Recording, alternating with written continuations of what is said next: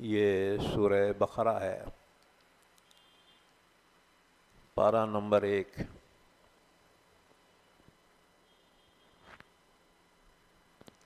آج سورہ بقرہ کی آیت نمبر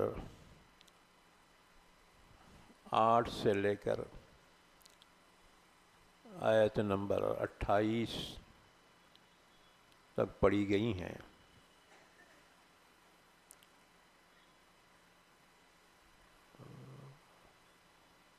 آیت نمبر 25 تک پڑھی گئی ہیں۔ ان آیتوں کا ربط ان سے پہلی آیتوں سے یہ ہے کہ قرآن کریم اللہ کی کتاب ہدایت ہے۔ اب اس ہدایت سے فائدہ اٹھانے والے اور نہ اٹھانے والے،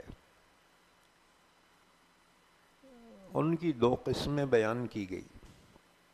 جو لوگ قرآن سے ہدایت حاصل کرتے ہیں وہ مخلص ایمان والے ہیں۔ پھر ان کے لیے اللہ کی جانب سے جو انعام ہے وہ بیان کیا گیا۔ اس کے بعد جو اس ہدایت سے فائدہ نہیں اٹھاتے، کھلم کھلے کافر، ان کافروں کے انجام کو بیان کیا گیا کہ ان کے لیے بہت بڑا عذاب ہے۔ اس کے بعد 13 آیتوں میں ایک تیسرے گروہ کا بیان ہے جو منافقین کہلاتے ہیں، یعنی جن کے دل میں تو کفر ہے لیکن زبان سے وہ کلمہ پڑھتے ہیں اور اپنے آپ کو مسلمان ہونے کا دعویٰ کرتے ہیں۔ ایسے منافقین کے متعلق 13 آیتوں میں اللہ نے ان کے حالات اور ان کے انجام کو بیان فرمایا۔ اس کے بعد پھر آیت نمبر 21 میں ان تینوں کو ایمان اور توحید کی دعوت دی گئی۔ خطاب یا ایھا الناس سے کیا گیا، تمام انسانوں سے خطاب ہے، مسلمان ہو یا کھلے کافر ہوں یا چھپے منافق ہوں، کہ تم ایک اللہ کی عبادت کرو جو تمہارا رب ہے، تمہارا خالق ہے، اور ساری کائنات کا وہ خالق و مالک ہے۔ پھر اللہ کی توحید پر 4 دلیلیں ایسی بیان کی گئی جو اللہ کے علاوہ کسی میں نہیں پائی جاتی، صرف اللہ ہی میں پائی جاتی ہیں۔ اس کے بعد پھر رسالت کو ثابت کیا گیا، اور رسالت کا ثبوت معجزہ ہوتا ہے کہ اللہ نے ہر نبی کو کوئی نہ کوئی معجزہ عطا فرمایا، لیکن نبی رخصت ہوئے تو ان کے معجزے بھی ان کے ساتھ رخصت ہو گئے۔ خاتم النبیین، امام الانبیاء والمرسلین، حضرت محمد صلی اللہ علیہ وسلم کو 2 قسم کے معجزے دیے گئے۔ ایک تو ویسے ہی جیسے پچھلے نبیوں کو دیے گئے، اور نبی رخصت ہوئے، معجزے بھی رخصت ہوئے، اللہ کے رسول رخصت ہو گئے، وہ معجزے بھی آپ کے ساتھ رخصت ہو گئے۔ لیکن ایک دوسری قسم کا معجزہ اللہ نے آپ کو ایسا عطا فرمایا کہ آپ کے بعد بھی آج بھی وہ معجزہ موجود ہے، اور قیامت تک وہ معجزہ باقی رہے گا۔ وہ معجزہ قرآن کریم ہے۔ قرآن کریم پوری دنیا کو چیلنج کرتا ہے۔ حضور کے زمانے کے لوگوں کو بھی چیلنج تھا، آج بھی ہے، اور روز قیامت تک تمام کائنات کو چیلنج ہے کہ اگر اس قرآن کے کلام اللہ ہونے میں تمہیں شک ہے تو تم ایسا کلام بنا کر لاؤ، اس کے الفاظ بھی اعلیٰ درجے کے ہوں، اس کے معانی بھی اعلیٰ درجے کے ہوں۔ اگر پورے قرآن کے جیسی کوئی کتاب بنا کر نہیں لا سکتے تو پھر قرآن میں 114 سوریں ہیں، ان میں سب سے چھوٹی سورت ہے اِنَّا أَعْطَيْنَاكَ الْكَوْثَرَ فَصَلِّ لِرَبِّكَ وَانْحَرْ إِنَّ شَانِئَكَ هُوَ الْأَبْتَرُ۔ 3 جملے ہیں، 3 سطر ہیں، بس ایسا ہی کوئی کلام تم بنا کر لاؤ، اتنا ہی پیارا اور اتنا ہی اعلیٰ۔ لیکن 1450 سال گزر گئے قرآن کو نازل ہوئے، 1450 سال۔ اب ہجری چل رہی ہے 1444، ہاں جی، 1444 سال گزر گئے، قرآن کا چیلنج آج بھی باقی ہے۔ عام زبان والے تو کیا لا سکتے تھے، وہ عرب جن کو اپنی زبان پہ ناز تھا کہ اپنے آپ کو وہ بولنے والے اور دوسروں کو گونگے اور مکے کہتے تھے، اس غیرت مند قوم کو بھی چیلنج دیا قرآن نے، لیکن وہ بھی نہیں لا سکے۔ تو اوروں کے بس کی تو ہے نہیں۔ یہ قرآن کا معجزہ ہونا ثابت کیا گیا، اور جو لوگ نہیں مانتے ان کے لیے اللہ کے عذاب کا ذکر کیا گیا، اور ماننے والوں کے لیے جنت کی خوشخبری بیان کی گئی۔ اس طرح سے آج پڑھی ہوئی آیتوں کا یہ خلاصہ ہو گیا۔ اب اس کی تفصیل۔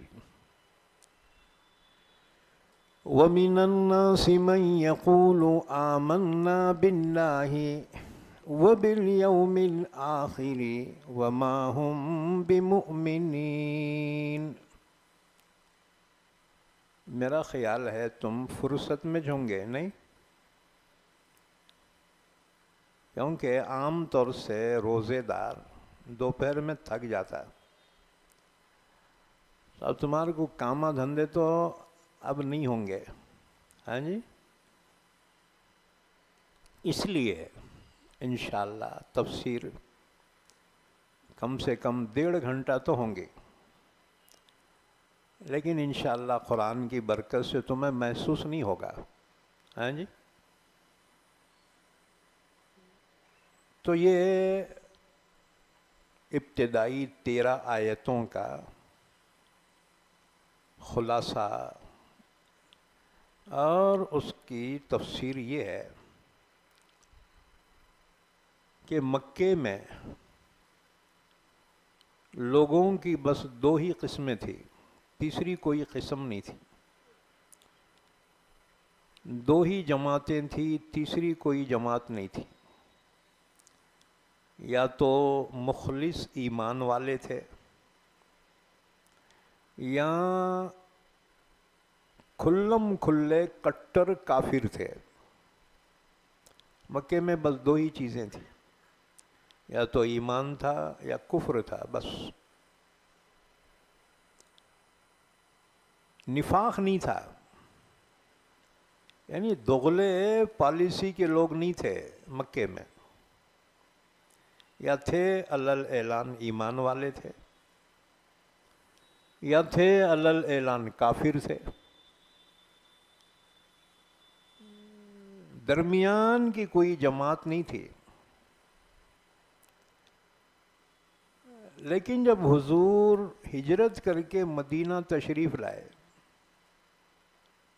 اب مدینے میں ایک تیسری جماعت بن گئی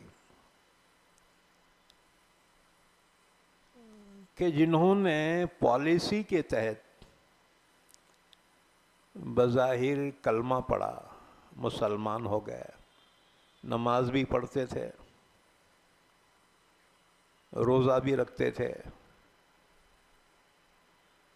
جہاد بھی کرتے تھے، حج بھی کرتے تھے،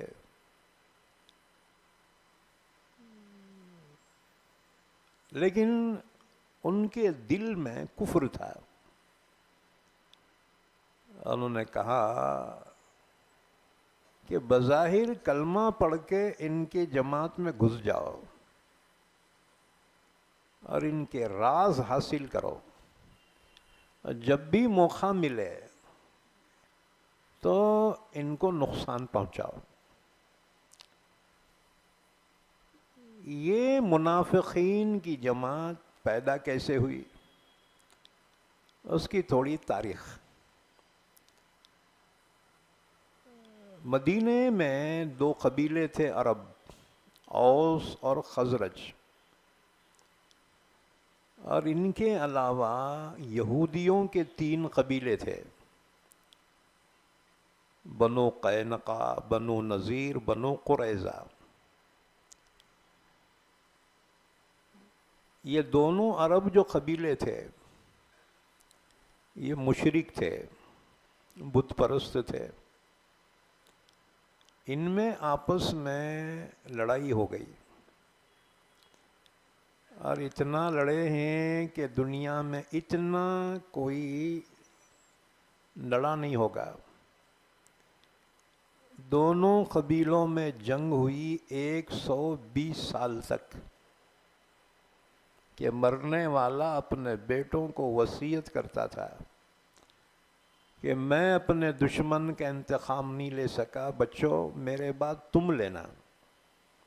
نسل در نسل انتقام کی وصیت کرتے رہے۔ 120 سال جنگ ہوئی، آخر دونوں بھی تباہ ہو گئے۔ جب دونوں تباہ ہو گئے تو ان کے عقل مندوں نے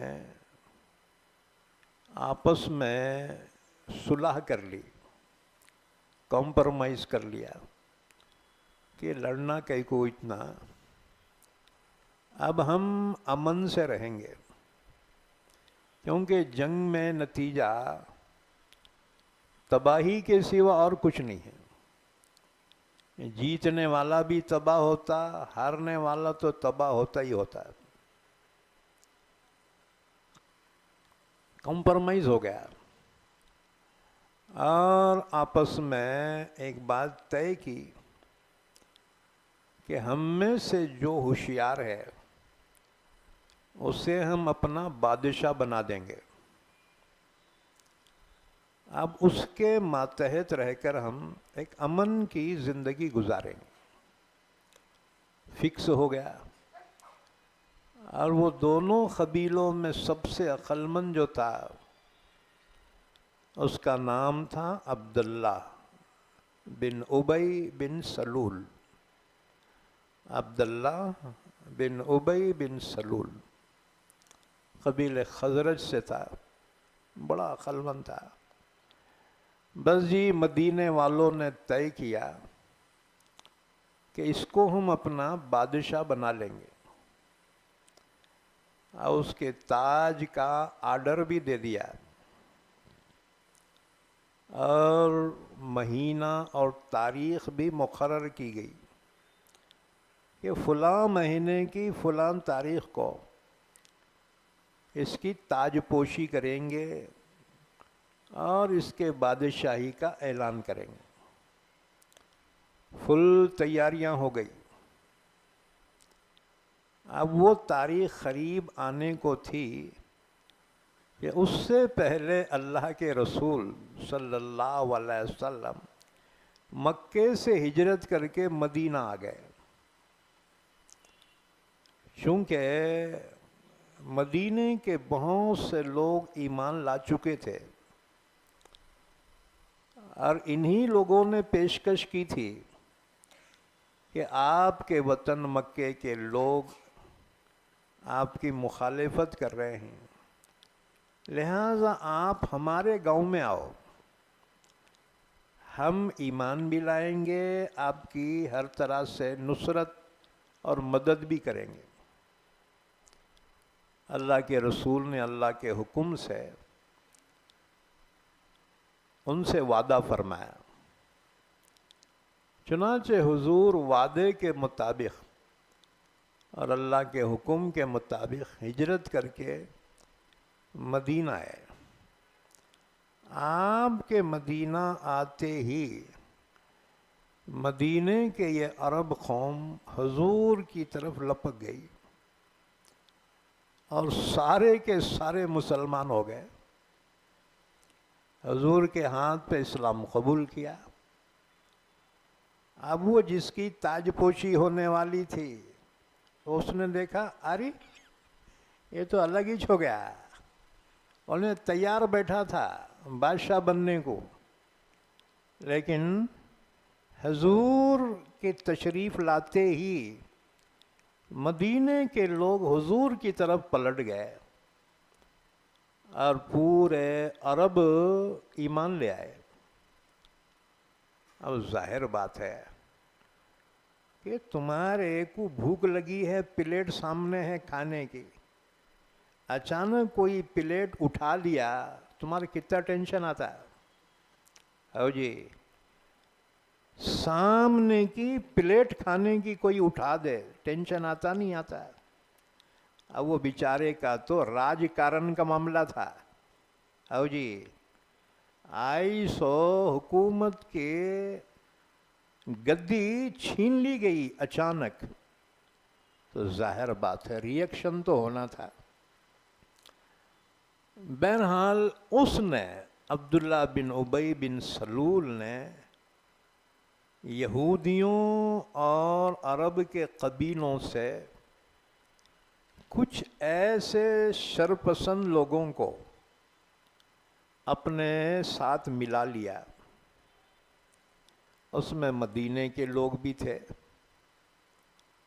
قبیل خزرج میں سے، اور مدینے کے یہود بھی شامل ہو گئے۔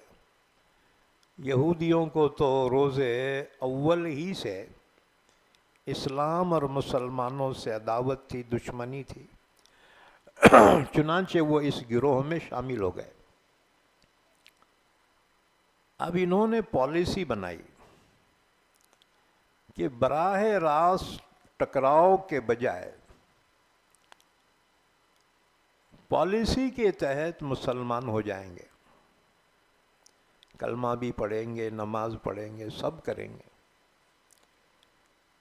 لیکن اصلاً اپنے دین پر قائم رہیں گے اور اس کو اپنے دل میں چھپائے رکھیں گے۔ چنانچہ گروپ تیار ہوا، اس گروپ کو منافقین کہا جاتا ہے۔ یہ بظاہر تو اپنے آپ کو مسلمان کہتے تھے، لیکن دل میں وہ کافر ہی تھے. وہ تو اسلام اور اہل اسلام کو نقصان پہنچانے کے لیے یہ پالیسی انہوں نے اختیار کی، اور روز بروز ان کی طاقت میں، افراد میں اضافہ ہی ہوتا چلا گیا. اور آگے چل کر یہ اسلام اور مسلمانوں کے لیے درد سر بن گئے.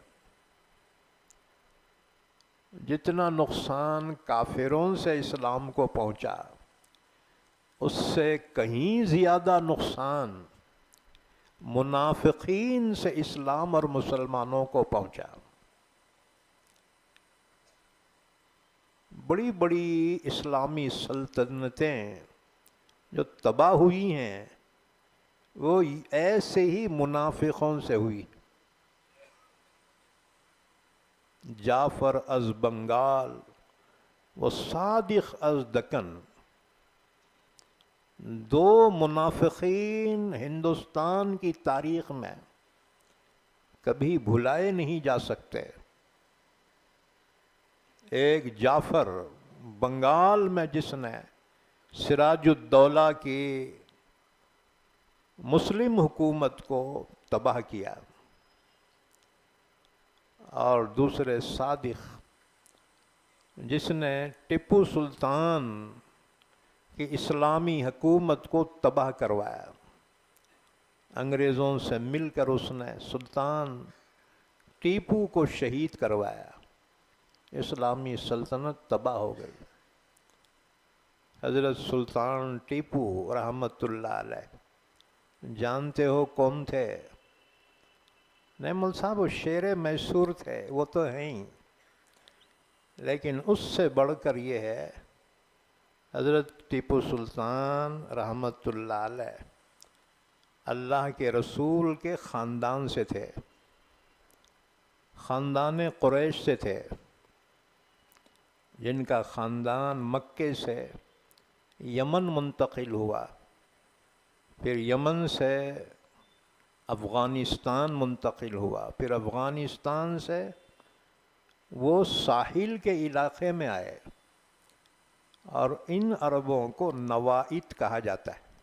نوائت یہ مالابار کے ساحل پر آئے، تو یہ اللہ کے رسول کے خاندان سے، اور انہوں نے اسلامی حکومت کا قیام عمل میں لایا.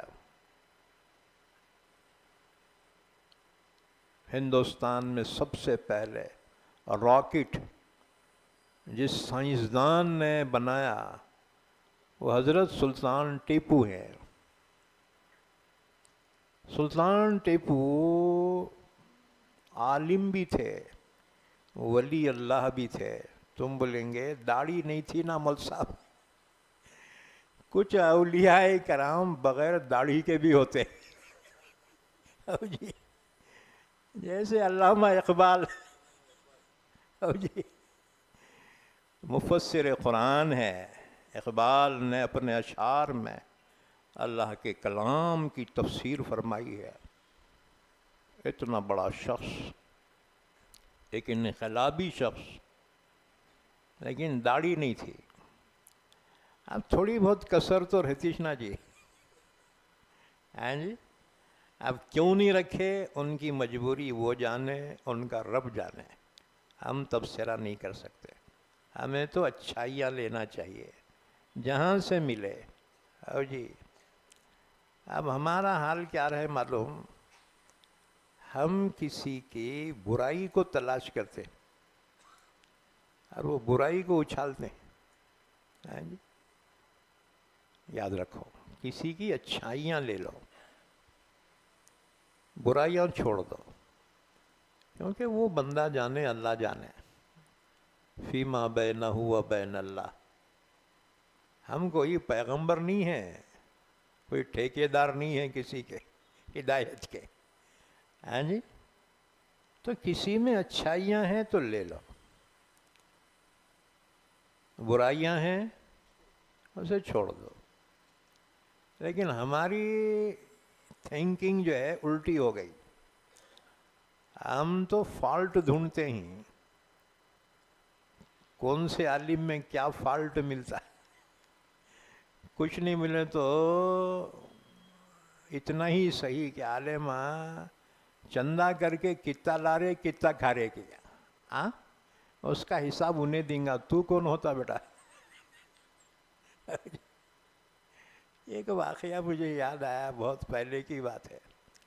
ایک بستی میں شب قدر کا جلسہ چل رہا تھا، تو کچھ لوگ کھڑے ہو گئے، یہ مسجد بنائے سو حساب پیش کرو. یہ مسجد میں کہاں سے لائے، کتنا خرچ کرے، حساب پیش کرو. اب وہ صدر بھی جو تھا نا بہت ڈیشنگ تھا، وہ انتقال ہوا، اللہ مغفرت فرمائے.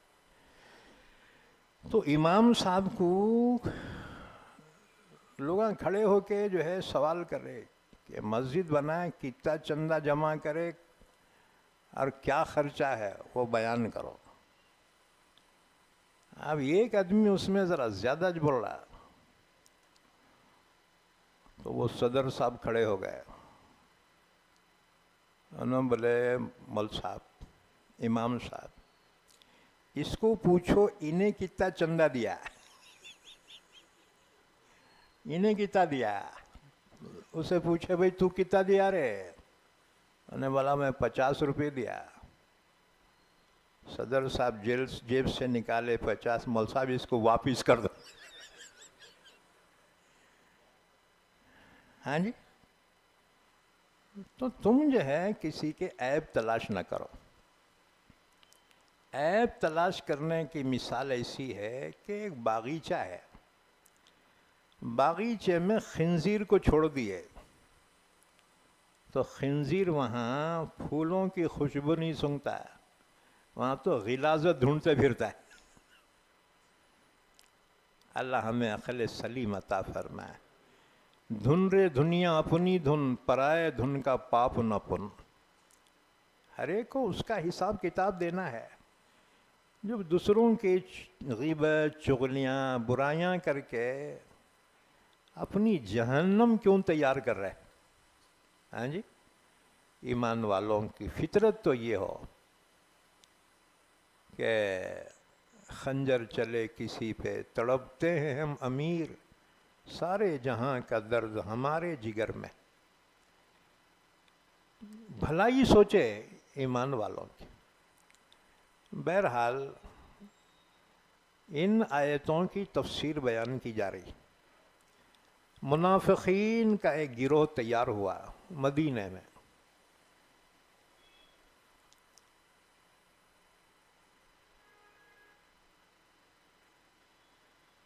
وَمِنَ الْأَعْرَابِ مُنَافِقُونَ وَمِنْ أَهْلِ الْمَدِينَةِ مَرَدُوا عَلَى النِّفَاقِ.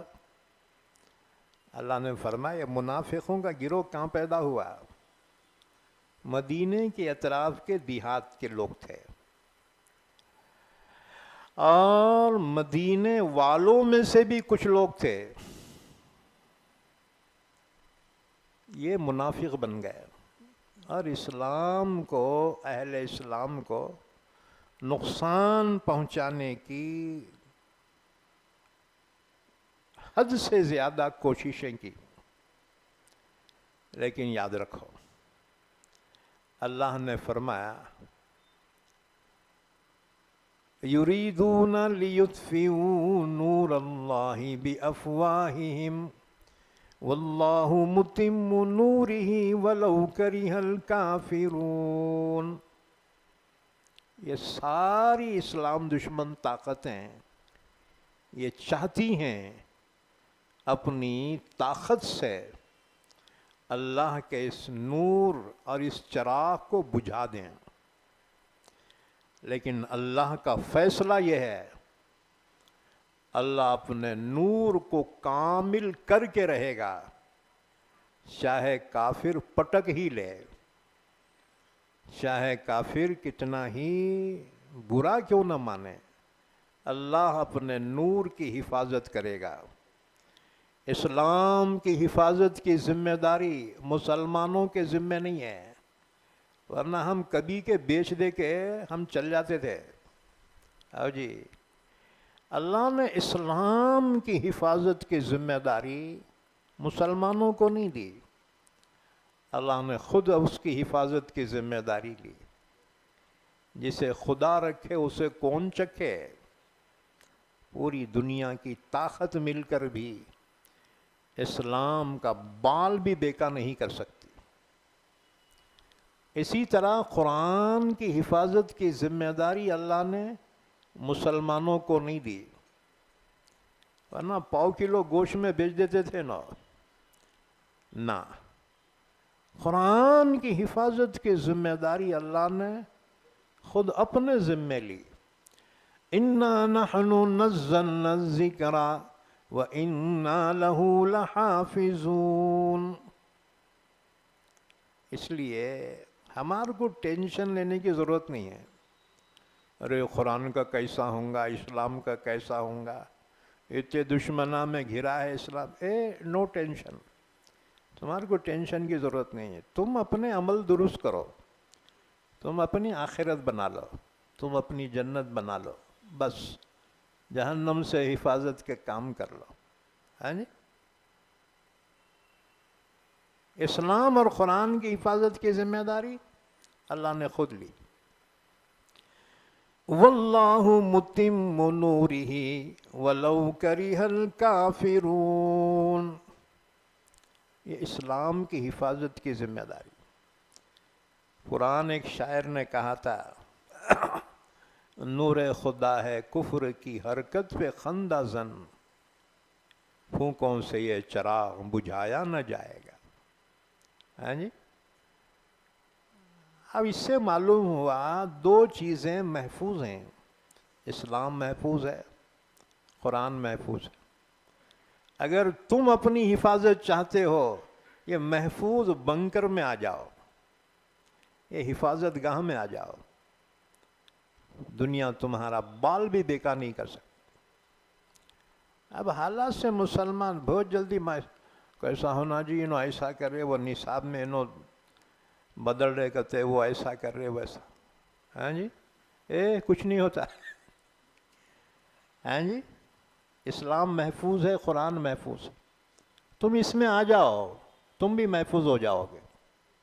اس سے ہٹ جاؤ گے نا، بالش بھر بھی اچک لیے جاؤ گے۔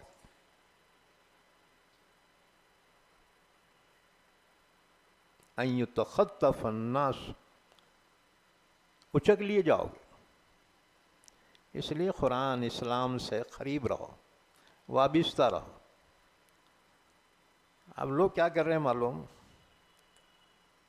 ارے مسلمانوں کو بہت ہی ڈینجر ہے، اس لیے مسلمان کیا کر رہے، پوش علاقے میں جا کے رہ رہے، پوش غیروں کے علاقے میں، ارے یہاں محفوظ رہتے۔ یاد رکھو، سب سے پہلے اس کا ہی بسم اللہ اللہ اکبر ہو جاتا ہے۔ غلط فہمی میں مت رہو کہ کوئی تمہاری حفاظت کرے گا، تمہاری حفاظت تو صرف اللہ کرے گا، ورنہ پوری دنیا تو تمہارے کو کھپانے کی چکر میں ہے، ہر ایک کے نشانے تمہاری طرف ہے۔ حفاظت کرنے والا تو صرف اللہ ہے اور کوئی نہیں، کسی پہ بھروسہ مت کرو۔ ہاں جی، بس یہ قرآن تمہیں ہمت دلاتا ہے، یہ قرآن جو ہے نا حوصلہ دلاتا ہے۔ اب ہم حوصلہ لینے کے بجائے مرحومین کو بخشنے کے کام کر رہے، قرآن کو بخشنے کی کتاب بنا دیے۔ میں اتنے پارے پڑھا، میں اتنے قرآن پڑھا، کہاں سے پڑھا رہے؟ نہیں، وہ نانی ماں کو بخشنے، وہ دادا کو بخشنے۔ ٹھیک ہے، ثواب مل جائیں گا، ایصال ثواب برحق ہے، لیکن یہ قرآن مردوں کو ایصال ثواب کے واسطے نہیں آیا، بلکہ مردہ دلوں کو زندہ کرنے کے لیے آیا۔ وَلَوْ أَنَّ قُرْآنًا سُيِّرَتْ بِهِ الْجِبَالُ أَوْ قُطِّعَتْ بِهِ الْأَرْضُ اور کلما بہل موتا بل للہ الامر جمیعا. یہ قرآن میں اتنی طاقت اللہ نے رکھی، اس سے پہاڑ اکھاڑ دیے جا سکتے ہیں، مردے زندہ کیے جا سکتے ہیں. یہ وہ کتاب. اور کلما بہل موتا، قرآن کی وہ طاقت ہے کہ مردوں کو زندہ کر سکے. یہ اور بات ہے کہ قم بِإِذْنِ اللہ کہہ سکتے تھے جو رخصت ہوئے. اب وہ اولیاء کاملین کہاں؟ قم بِإِذْنِ اللہ کہہ سکتے تھے جو رخصت ہوئے، خانخواہوں میں مجاور رہ گئے یا گورکن. اب تو یا تو مجاورہ رہ گئے یا خبراں کھودنے والے رہ گئے. جنہوں نے قم بِإِذْنِ اللہ سے مردوں کو زندہ کیا تھا وہ اب باقی نہیں رہے. یہ وہ قرآن ہے. بہت طاقت ہے قرآن کی.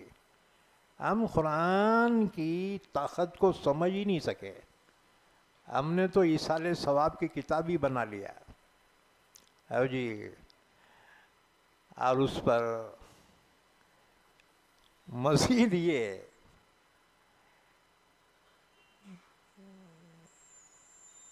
کہ دینی مدارس نے تو آخری کیل ٹھوک دی. لاؤ جس کو ایصال ثواب کرنا ہے آؤ ہمارے پاس. کتنے بچے ہو نہ بولو. ارے جن کو مردہ قوم کو زندہ کرنا تھا، انہوں زندہ قوموں کو مار دینے کے بعد فاتحہ پڑھنے کے کام کے ہو گئے. ہاں جی. تو قم بِإِذْنِ اللہ کہہ سکتے تھے جو رخصت ہوئے، خانخواہوں میں مجاور رہ گئے یا گورکن. ہاں جی. بہرحال تو منافقین کا یہ گروہ تیار ہو گیا مدینے میں. قرآن نے بھی کہا وَمِنْ أَهْلِ الْمَدِينَةِ مَرَدُوا عَلَى النِّفَاقِ. تو یہ گروہ کے بارے میں اللہ تعالیٰ نے ان کے حالات بیان کیے. وَمِنَ النَّاسِ مَنْ يَقُولُ آمَنَّا بِاللَّهِ وَبِالْيَوْمِ الْآخِرِ. اور بعض لوگ وہ ہیں جو یہ کہتے ہیں کہ ہم ایمان لائے ہیں اللہ پر اور آخرت کے دن پر. وَمَا هُمْ بِمُؤْمِنِينَ. حقیقت یہ ہے کہ وہ ایمان والے نہیں ہیں. دعویٰ کر رہے ہیں ایمان والے ہونے کا، لیکن اللہ نے ان کے دعوے کو رد کیا. فرمایا وہ ایمان والے نہیں. پھر کیا ہیں؟ یخادعون اللہ والذین آمنوا. دھوکہ دے رہے ہیں وہ اللہ کو بھی اور دھوکہ دے رہے ہیں ایمان والوں کو. اب سوال یہ ہے، اللہ تو دلوں کے بھیدوں کا جاننے والا ہے، پھر خدا کو کوئی دھوکہ کیسے دے سکتا ہے؟ تو آیت کے معنی یہ ہیں کہ منافقین اپنے خیال میں یہ گمان کرتے تھے کہ وہ اللہ کو بھی دھوکہ دے رہے ہیں، لیکن بھلا اللہ کو کون دھوکہ دے سکتا ہے؟ اللہ تو بندے کو نظر انداز کرتا ہے اور بندہ سمجھتا ہے میں اللہ کو بھی دھوکہ دے رہا. اللہ اس دھوکے کی سزا دیں گا ضرور. وَمَا يَخْدَعُونَ إِلَّا أَنفُسَهُمْ وَمَا يَشْعُرُونَ. حالانکہ وہ کسی اور کو کیا اپنے آپ کو دھوکہ دے رہے ہیں اور اس کا انہیں شعور بھی نہیں ہے، اس کا انہیں احساس بھی نہیں. فی قلوبہم مرض. ان کے دلوں میں بیماری ہے. یہ بیماری سے مراد کفر کی بیماری، نفاق کی بیماری. اگر اللہ ظاہر نہ کرتا تو منافقین کون ہیں کبھی کسی کو پتہ نہ چلتا. کئی سال تک تو حضور کو پتہ نہیں چلا کہ آپ کی جماعت میں کون منافق ہیں کون ایمان والے. یہاں تک کہ اللہ نے فرمایا لا تعلمهم ونحن نعلمهم، اے میرے حبیب منافقین کون ہیں آپ بھی نہیں جانتے، اور تو ہمیں معلوم ہے کون منافقین۔ چنانچہ منافقین کا راز فاش کیا گیا تبوک کے سفر میں، اور تبوک کا سفر ہوا سن 9 ہجری میں۔ 12 منافقین نے حضور کے قتل کا پلان کیا، اور حضور غزوہ تبوک کے لیے جا رہے ہیں تو بڑے دشوار گزار گھاٹیوں سے گزرنا پڑتا ہے۔ تو منافقین نے پلان کیا کہ انہوں رات کے وقت وادی سے گزریں گے، تو پہلے سے جا کے منہ کو ڈھاٹے بن کے بیٹھ گئے، جسے ہم کیا بولتے ہیں ماسک، ہاں جی ماسک لگاتے نا، اس کو پہلے بولتے تھے ڈھاٹا، اور جی اور پہلے اس سے جانوروں کو لگاتے تھے، وہ اسے بولتے تھے مونگسا۔ جانور دوسروں کے کھیتوں میں چرتے نا، تو جانوروں کے مالی کیا کرتے تھے، ان کے منہ کو بند دیتے تھے، ایسا لگا دیتے۔ اب وہ جانوروں سے انسانوں میں آ گیا، اب وہ تہذیب کا حصہ بن گیا، ہاں جی۔ بہرحال ہمیں کیا، آپ مونگسا لگا لے ہو کیا ڈھاٹا لگا لے ہو، ہاں جی۔ بہرحال یہ 12 منافقین تھے، اس وادی میں رات کے اندھیرے میں پہلے سے پہنچ کے اندر چھپ کے بیٹھ گئے کہ حضور کی اونٹنی اس وادی میں سے گزرے گی تو حضور کی اونٹنی کو اچکا دیں گے، اونٹنی پہاڑ کے نیچے آپ کو لے کے گرے گی، نعوذ باللہ۔ جیسی حضور اس وادی میں داخل ہونا چاہے، حضور کے ساتھ 2 صحابی رہتے تھے، ایک آپ کی اونٹنی کی نکیل تھامتے تھے اور دوسرے صحابی پیچھے سے اس کو ہکالتے تھے۔ 2 صحابی حضور کے ساتھ۔ حضور وادی میں داخل ہونا چاہتے ہیں، حضرت جبریل امین تشریف لائے اور اللہ کا پیغام سنایا کہ آپ وادی میں داخل مت ہونا، کیونکہ اندر منافقین موجود ہیں، آپ کے قتل کے سازش کیے ہوئے ہیں، اور کسی کو اس میں داخل ہونے مت دینا۔ چنانچہ حضور صلی اللہ علیہ وسلم نے یہ بات وہ صحابی کو بتائی جو نکیل پکڑے ہوئے تھے۔ اب وہ لٹھ لے کر کھڑے ہو گئے اور کہا اندر کوئی داخل نہ ہو۔ پھر اندر آواز مچائی، شور مچایا، کون ہے رے، کون ہے رے، نکلو باہر۔ منافقین سمجھ گئے ہمارا راز فاش ہو گیا ہے، لہذا منہ کو ڈھاٹے بن کے بھاگ کے نکل گئے۔ ان کے جانے کے بعد حضور نے حضرت حذیفہ سے فرمایا، وہ دونوں جو ساتھ میں رہتے تھے نا، ان میں سے ایک حذیفہ تھے، حذیفہ بن الیمان۔ حضور نے بلا کے پوچھا، حذیفہ یہ کون کون بھاگے ہیں تم پہچانتے ہو؟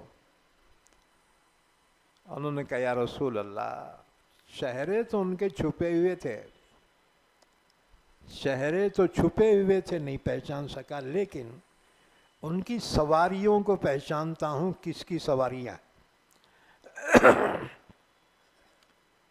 بہرحال اس کے بعد اللہ نے ان منافقین کے نام، ان کے باپ کا نام ان کے قبیلے کا نام، پوری لسٹ جبرائیل نے حضور کو بتا دی، اور حضور نے وہ لسٹ حضرت حذیفہ کو بتائی اور فرمایا حذیفہ یہ اپنے حد تک رکھنا، کسی اور کو نہیں بتانا۔ اس کے بعد حضور اہم مشورے سے پہلے دیکھتے تھے کہ ان منافقین میں سے کوئی بیٹھا تو نہیں ہے، اگر نہیں ہوتا تو حضور اسلام کے راز کی بات بیان کرتے، اور اگر ان میں سے کوئی ہوتا تو اسلام کے راز کی بات بیان نہیں کرتے تھے۔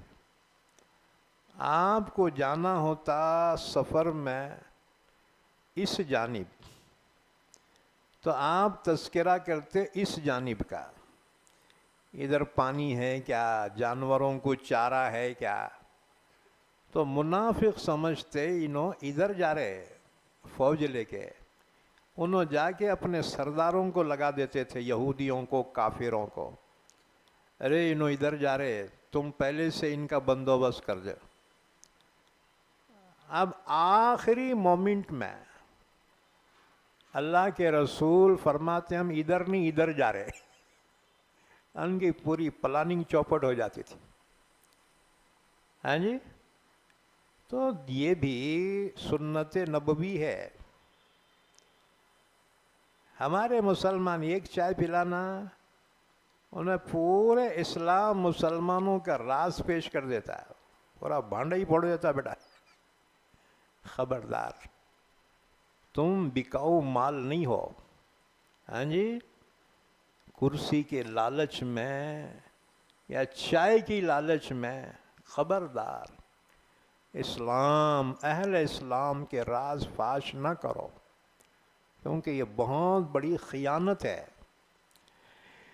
اور خیانت کو اللہ معاف نہیں کرے گا، اور کوئی حکومت معاف نہیں کرتی۔ خیانت بولے تو غداری، خائن یعنی غدار، اور اس کو کہتے ہیں دیش دروہی۔ سب گناہ معاف کر سکتی ہے گورنمنٹ، لیکن دیش دروہی کا گناہ معاف نہیں کر سکتی۔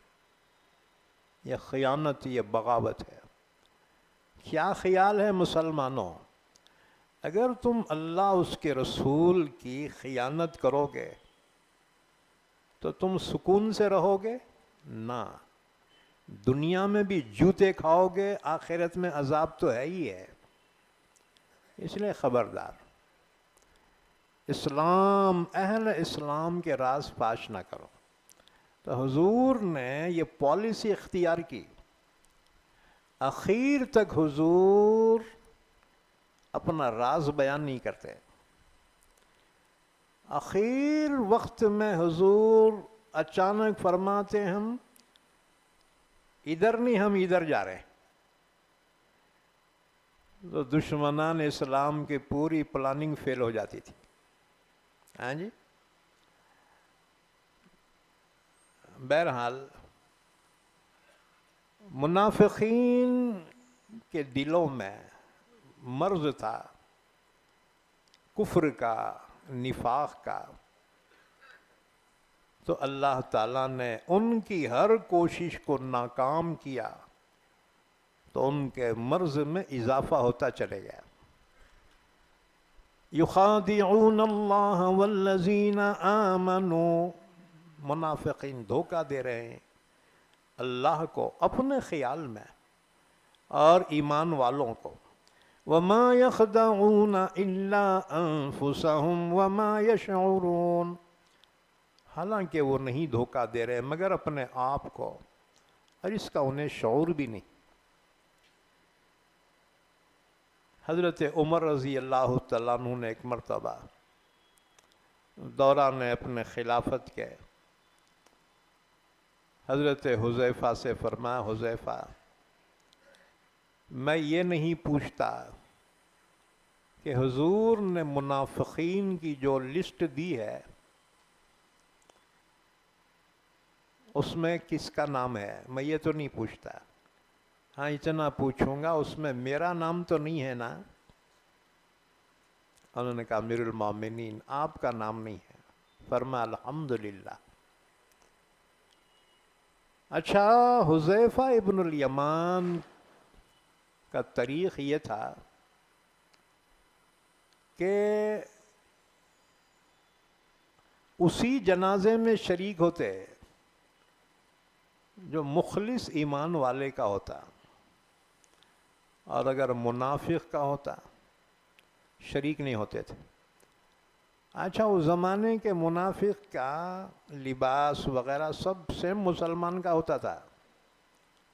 عام مسلمان پہچان نہیں سکتے تھے کہ کون منافق ہے اور کون مخلص ہے، لیکن حضرت حذیفہ کو حضور نے تو بیان کر دیا تھا۔ تو حذیفہ اسی کے جنازے میں شرکت فرماتے جو مخلص ایمان والا، اور منافق کا جنازہ ہوتا شریک نہیں ہوتے تھے، ان کو معلوم تھا کون منافق۔ تو حضرت عمر یہی دیکھتے تھے کہ حذیفہ شریک ہیں کیا، تو عمر بھی شریک ہوتے تھے نماز جنازہ میں، اور اگر حذیفہ شریک نہ ہوتے امیر المومنین عمر بھی شریک نہیں ہوتے تھے۔ بہرحال یہ لسٹ اللہ نے اپنے رسول کو بتا دی تھی، لہذا منافقین کی یہ سودے بازی کامیاب نہیں ہو سکی۔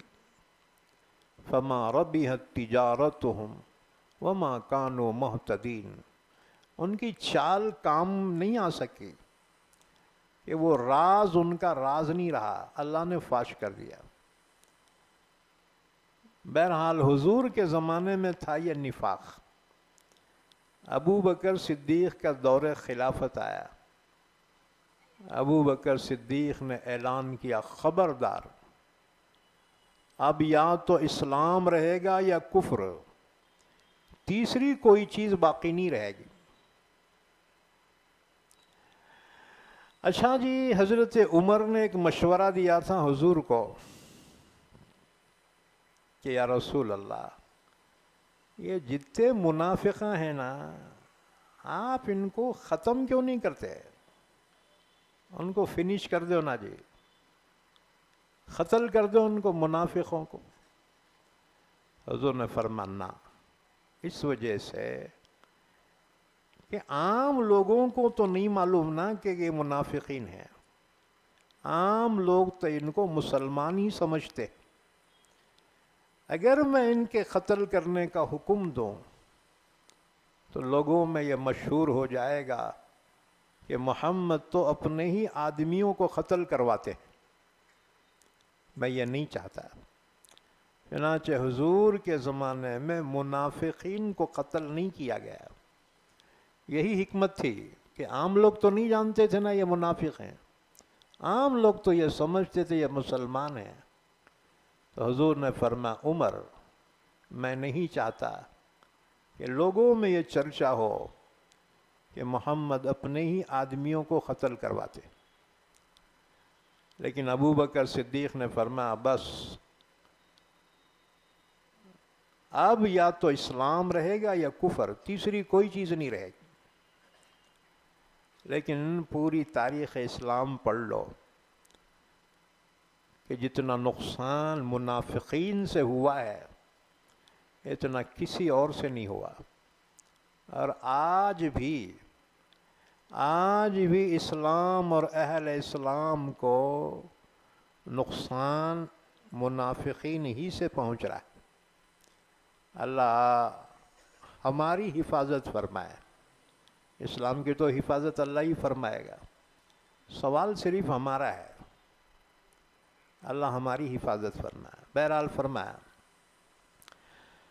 فی قلوبہم مرض، ان کے دلوں میں بیماری ہے کفر اور شرک کی، بظاہر کلمہ بھی پڑھتے نماز بھی پڑھتے، فزادہم اللہ مرضا، اللہ نے ان کی بیماری میں اضافہ کر دیا، یعنی ان کی تمام پلاننگ ناکام ہوتی چلی گئی۔ ان کی دشمنی میں اور اضافہ ہو گیا۔ وَلَهُمْ عَذَابٌ عَلِيمٌ، ان کے لیے دردناک عذاب ہے، بِمَا كَانُوا يَكْذِبُونَ، اس وجہ سے کہ وہ جھوٹ کہتے، جھوٹا دعویٰ کرتے ہیں مسلمانی کا۔ وَإِذَا قِيلَ لَهُمْ لَا تُفْسِدُوا فِي الْأَرْضِ قَالُوا إِنَّمَا نَحْنُ مُصْلِحُونَ، ان منافقین سے کہا جاتا ہے ارے زمین میں فساد مت مچاؤ، تو منافقین کو بڑا غصہ آتا ہے، کہتے ہیں اجی ہم تو اصلاح کرنے والے ہیں۔ اللہ نے فرمایا خبردار، اصل فسادی یہی ہیں، دنیا میں ہر فسادی یہ کہہ کر اٹھا انما نحن مصلحون، ہاں جی، امریکہ نے عراق پہ اٹیک کیا، کیا کہتے ہوئے انما نحن مصلحون، ہم تو اصلاح کرنے جا رہے ہیں، لاکھوں انسانوں کو تباہ کر دیا۔ پھر چلا افغان کی طرف سے دعویٰ تھا انما نحن مصلحون، ہم تو اصلاح کرنے والے، لیکن دسیوں لاکھ مسلمانوں کو قتل کر دیا۔ تو اللہ نے فرمایا پہچان لو، ان کے چہروں پر جو نقاب سجے ہوئے ہیں ان کو پہچان لو۔ فرمایا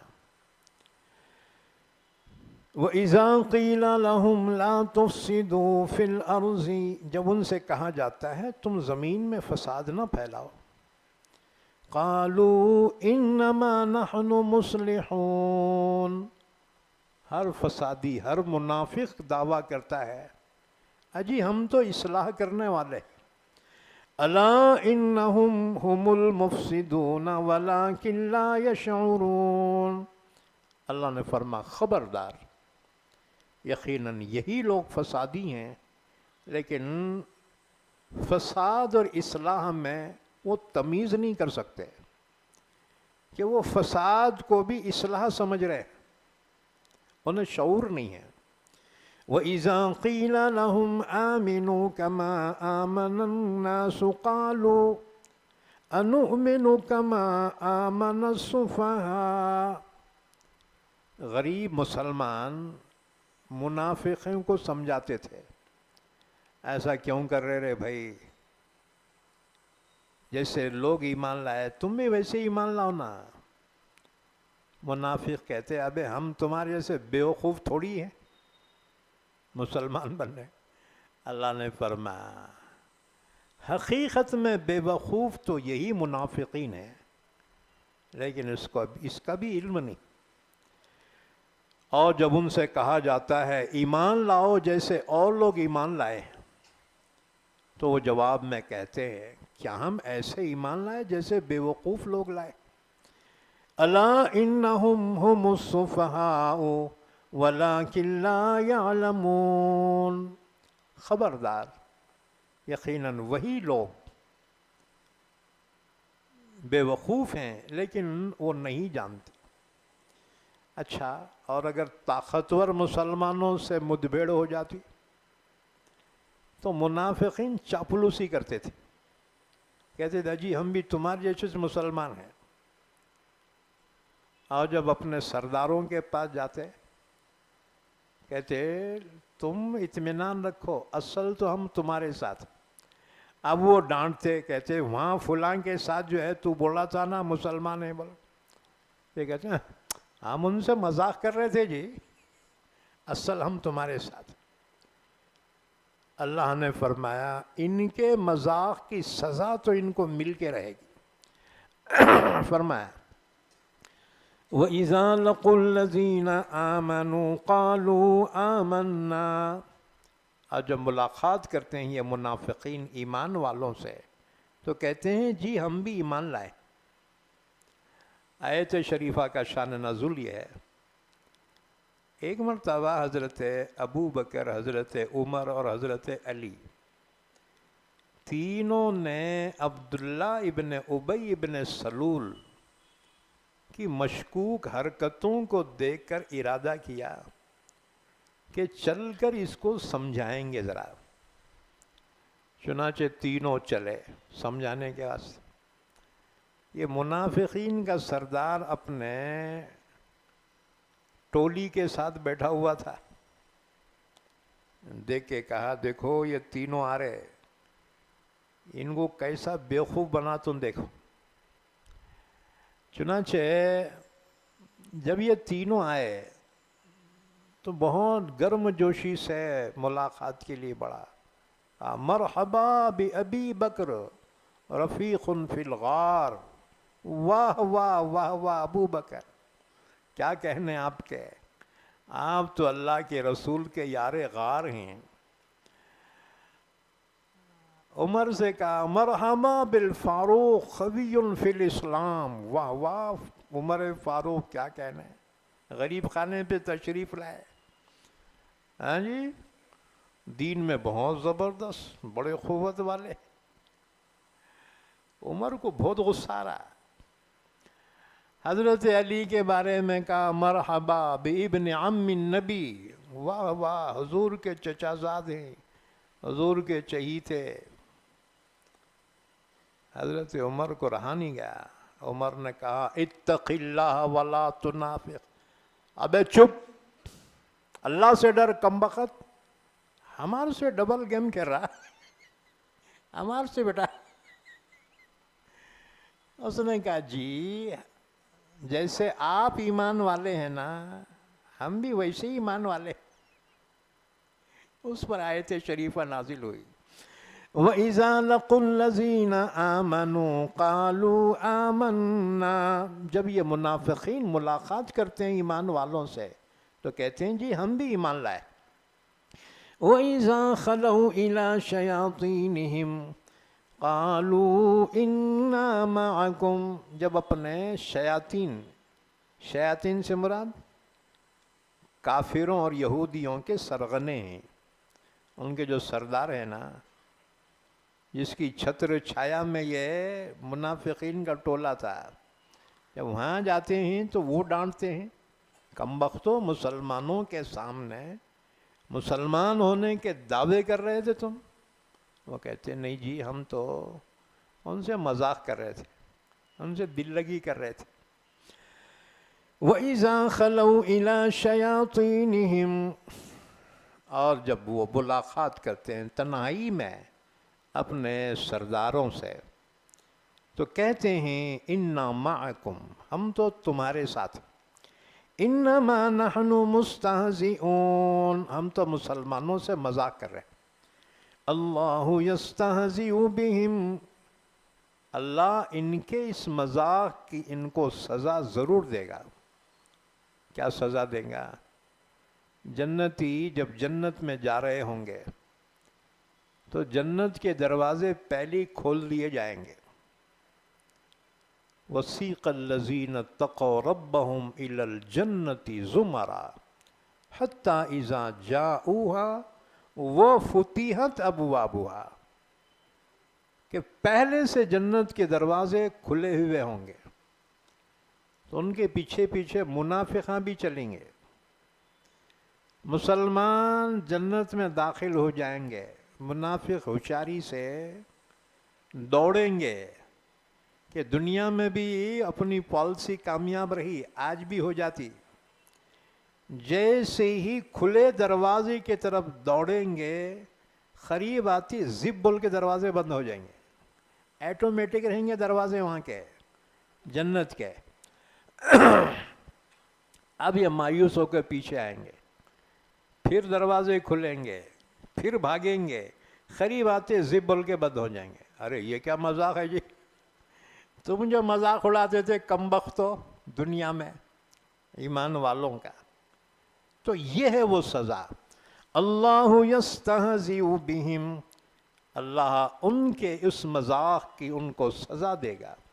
وَيَمُدُّهُمْ فِي طُغْيَانِهِمْ يَعْمَهُونَ، دنیا میں اللہ تعالیٰ ان کو ڈھیل دے رہا ہے، اور وہ ہیں اپنی حرکتوں سے باز نہیں آ رہے، وہ ڈھیل کو اپنی ہوشیاری سمجھ رہے ہیں۔ اللہ تعالیٰ دنیا میں فوری سزا نہیں دیتا، بندوں کے گناہوں پہ اللہ فوری سزا دینے لگے تو پورے گلیاں مردوں سے بھر جائیں گے، گناہ کرتی پٹ بل کے مرا۔ ہاں جی، اس لیے اللہ تعالیٰ فوری سزا نہیں دیتا، اللہ ڈھیل دیتا ہے، بندہ آج نہیں تو کل سدھریں گا، اگر نہیں سدھرتا اس کے بعد پھر اللہ کا عذاب آتا ہے۔ اور جی فرعون کو کم سے کم مہلت 20 سال ملی، اب تم سمجھتے ہیں کہ ان لوگوں کو 8 سال بھی نہ کو کیا؟ کیا خیال ہے تمہارا؟ سمجھے نہیں سمجھے؟ نہیں سمجھے تو نہ کو سمجھو، جان دے پیڑا چلے گئی۔ اللہ نے فرعون جیسے ظالم کو 20 سال مہلت دی، حالانکہ حضرت موسیٰ نے بددعا کی تھی، ربنا اطمس علی اموالہم واشدد علی قلوبہم فلا یؤمنوا حتی یروا العذاب العلیم۔ تو فرعون جیسے کو 20 سال اللہ ڈھیل دیتا ہے تو باقیوں کو چلر کو کیوں نہیں دیں گا جی؟ اس لیے تم زیادہ دماغ پہ لوڈ نہ کو ڈالو، خدا کا فیصلہ خدا کو کرنے دو، تم بیچ میں گھسو مت، انہوں جلا کھا رہے، ان کو بہت ستا رہے، انہوں ایسا کرو ویسا کرو، انہیں جانتا ہے اسے، ان کو کب ٹھکانے لگانا ہے اللہ کو معلوم۔ تم انتظار کرو، فاصبر صبرا جمیلا، صبر کیجیے۔ اللہ نے فرمایا ولا تستعجل لہم، آپ ان کے لیے عذاب کی جلدی مانگو مت، جب وقت آئے گا ہم خود کھپا دیں گے ان کو۔ ہاں جی، آپ کو انوالو ہونے کی ضرورت نہیں ہے، آپ کو بددعا کرنے کی ضرورت نہیں، وقت پہ اللہ خود ٹھکانے لگا دیں گے، کیونکہ اللہ کو اپنا دین عزیز ہے، ایسے ہی کسی کے ہاتھوں کا کھلونا بننے نہیں دے گا۔ آئی بات سمجھ میں؟ ہاں، آگے فرمایا اولئک الذین اشتروا الضلالة بالہدى فما ربحت تجارتهم وما كانوا مہتدین۔ ان منافقین نے گمراہی کو خرید لیا ہدایت کے بدلے میں۔ کیا مطلب؟ پہلے کلمہ پڑھ کے مسلمان ہوئے اور بعد میں مفاد پرست بن گئے اور کفر اختیار کیا۔ بہرحال جس لیے انہوں نے پالیسی اختیار کی اس میں ان کو فائدہ نہیں ملا، کیونکہ ان کا راز اللہ نے اپنے نبی پہ فاش کر دیا تھا، تو منافقوں کو ان کے نفاق سے کوئی خاطر خواہ فائدہ نہیں ملا۔ فما ربحت تجارتهم وما كانوا مہتدین، نہیں فائدہ دی ان کو ان کی تجارت، اور نہ وہ ہدایت یافتہ ہوئے۔ اس کے بعد اللہ نے 2 مثالیں بیان کی منافقین کی، کیونکہ منافقین 2 قسم کے تھے، ایک وہ تھے جو کفر کی طرف زیادہ مائل تھے، یعنی کٹر منافقین تھے، اور دوسرے وہ تھے جو مفاد پرست تھے، اگر مسلمانوں کی فتح دیکھتے تو ادھر آ جاتے، کہتے جی ہم بھی تمہارے ساتھی چہنا، لاؤ ہمارے کو بھی مال غنیمت میں سے حصہ دو۔ اچھا، اگر مسلمانوں پہ مصیبت آ جاتی تو کفر کی طرف لڑک جاتے تھے، کہتے تھے ہم تمہارے کو بچائے نہیں ان کے حملے سے۔ تو یہ تھے بغیر پیندے کے لوٹے، ہوائی ادھر لڑک گئے کبھی ادھر لڑک گئے۔ ہاں جی، لا الہ ہؤلاء ولا الہ ہؤلاء، نہ ادھر کے رہے نہ ادھر کے رہے، خدا ہی ملا نہ وصال صنم، ادھر کے رہے نہ ادھر کے رہے۔ تو یہ دو قسم کے منافقین کی اللہ نے مثال بیان کی. پہلے جو کٹر ہے نا ان کی مثال 2 آیتوں میں اللہ نے بیان کی, اور جو دوسرے ہیں نا بغیر پیندے کے لوٹے, ان کے لیے 2 آیتوں میں مثال بیان کی. چنانچہ کٹر منافقین کے بارے میں فرمایا مثلهم كمثل الذي استوقد نارا, ان منافقین کی مثال اس شخص کی طرح ہے کہ رات کی اندھیری ہے, ایک شخص نے انگار سلگائی, انگار لگائی, جیسی آگ تیز ہو گئی, اطراف کی چیزوں روشن ہو گئی, اطراف کی چیزیں نظر آنے لگی. پھر اچانک اللہ نے وہ آگ ہی بجھا دی, بس وہ اندھیرے میں بھٹکتے رہ گئے, نہ آنکھوں سے دکھ رہا, نہ کان سے سنائی دے رہا, نہ عقل سے سمجھ میں آ رہا. صم بکم عمی فہم لا یرجعون, اللہ نے وہ نور ایمان ان سے چھین لیا, اب وہ کبھی ہدایت نہیں پائیں گے. یہ ہے کٹر منافقین کی مثال. اللہ نے توفیق سلب کر لی. جب گناہ بڑھتے ہیں نا, اگر توبہ نہ کر لے بندہ, شدہ نتیجہ یہ نکلتا ہے اللہ اس سے ایمان کو چھین لیتا ہے. جیسے اس کی مثال ہمارے زمانے میں وسیم رضوی, ہاں جی, غیروں میں رہا اور پھر چاپلوسی کرتا رہا. اگر توبہ کر لیتا اللہ اس کے ایمان کو سلامت رکھتا, لیکن اس پہ بس نہیں کیا, مفادات میں آگے بڑھتا چلا گیا, یہاں تک کہ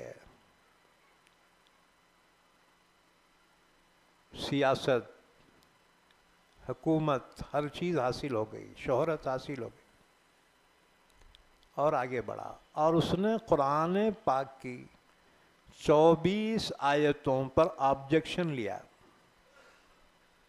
وہ 24 آیتیں جو جہاد اور قتال سے متعلق ہیں, حالانکہ وہ آیتیں نارمل حالات کے نہیں ہیں, بلکہ وہ ایمرجنسی حالات کے ہیں. لیکن پڑھنے والا, سمجھنے والا ان آیتوں کو نارمل حالات میں دیکھتا ہے اور یہ سوچتا ہے کیسا اسلام ہے کہ مار دھاڑ کا حکم دے رہا ہے. لیکن یاد رکھو, قرآن پاک کو سمجھنے کے لیے اس ماحول کو سمجھنا ضروری ہے جس ماحول میں وہ آیتیں نازل ہوئی. ہاں جی, مثلاً کسی شہر میں فساد ہو گیا, ہاں جی, تو اس شہر کا کلیکٹر حالات درست کرنے کی کوشش کرتا ہے. اگر نہیں آ رہے انہیں پھر حکم جاری کرتا ہے کہ دستہ شکنی گوڑی گھالا, یعنی نظر آتے ہی اس کو مارو, اس کو ختم کر دو. اب یہ گزٹ میں اگر کوئی لکھ دے کہ فلاں سن میں فلاں جو ہے حاکم شہر نے اس طرح دکھتے ہی گولی مارنے کا حکم دیا, اب ایک 20-25 سال یا 50 سال کے بعد کوئی اس گزٹ کو پڑھے, اس ریکارڈ کو پڑھے, تو سننے والا, پڑھنے والا اگر وہ حالات کو نہیں جانتا ہے تو کیا ری ایکشن کرے گا؟ ری ایکشن ہی ہوگا, وہ کہے گا کیا ظالم تھا یہ حاکم, کیا ظالم تھا کلیکٹر، اسے ذرا بھی رحم نہیں آیا انسانوں پہ، دکھتے ہی گولی مارے بول کے حکم دیا۔ اب یہ تبصرہ صحیح ہے کیا؟ نہ، کسی بھی حکم کو اس کے ماحول میں جا کر دیکھو تو اس حکم کی صحیح کیفیت معلوم ہوگی۔ ہاں جی، ایمرجنسی کے احکامات الگ ہوتے ہیں، نارمل حالات کے احکامات الگ ہوتے ہیں۔ کسی مذہب کے جو قانون ہوتے ہیں نا، وہ نارمل حالات کے احکامات ہوتے ہیں۔ اسلام کے احکامات کو جاننا ہے نا، تو نارمل حالات کے جو احکامات بیان کیے گئے ہیں وہ اسلام کی تشریح ہے، اور جو ایمرجنسی حالات کے احکامات ہیں ظاہر بات ہے وہ تو لمیٹیڈ ہیں، وقتی ہیں وہ، اور ہر وقت اس کا لاگو ہونا ضروری نہیں ہے۔ یہ غلط فہمی ہے، مسلمانوں اس کو سمجھو اور غلط فہمیوں کو دور کرو، اور جو غلط فہمی میں مبتلا ہیں نا ان کو سمجھاؤ کہ یہ 24 آیتوں میں جو احکامات ہیں وہ نارمل حالات کے نہیں ہیں، وہ ایمرجنسی کے حالات کے ہیں جو اسلام پہ پیش آئے تھے اس وقت کے وہ احکامات، وہ اسلام کے نارمل قوانین نہیں ہے وہ۔ ای بات سمجھ میں؟ اب پوری دنیا کو ہم پہ غصہ کیوں ہے؟ انہی آیتوں کی وجہ سے ہے۔ ای بات سمجھ میں؟ باقی پورا قرآن ہر قوم مانتی ہے، ہر دھرم مانتا ہے، قرآن بہت اچھی کتاب ہے، وہ سب جانتے ہیں۔ آ کر گھوڑا پینچ کھاتا ہے نا یہ 24 آیتوں پہ، ارے یہ بہت ڈینجر ہے بھائی۔ او جی، اچھا ہر چیز کو جو ہے تعریف کریں گے، لیکن کے معاملہ رک جاتا کہاں؟ گائے کے اوپر آ کے رک جاتا ہے، کیا جی سب صحیح مگر مسلمانوں کا یہ ہمارے کو اچھا نہیں دکھ رہا۔ تو کہاں نہ کہاں پانی جو اٹکا ہوا ہے نا، کہاں تو بھی پتھر بیٹھا ہے، کنکر ہے، تو پھر جواب کی ذرا سلاخ لے کے اس کو اچکا دو، وہ پتھر نکلا رہے، پانی زب بول کے بہہ جاتا۔ آج قوم میں حق کی تلاش میں ہیں، اور حق صرف اسلام ہے، یاد رکھو، کیونکہ ہر مذہب میں شرک آ گیا۔ اب کوئی مذہب دنیا کا ایسا نہیں ہے جس میں شرک نہ ہو۔ یہودیوں میں شرک آ گیا، عیسائیوں میں شرک آ گیا، ہاں جی، اور اہل ہنود میں تو پہلے سے آ گیا، 6000 سال سے، 6000 سال سے ان پہ شرک آ گیا، ورنہ وہ تو نوح علیہ السلام کی امت ہیں۔ یہ جو ہے نا اہل وطن، یہ حضرت نوح علیہ السلام کی امت ہیں، ان کے نبی نوح علیہ السلام ہیں،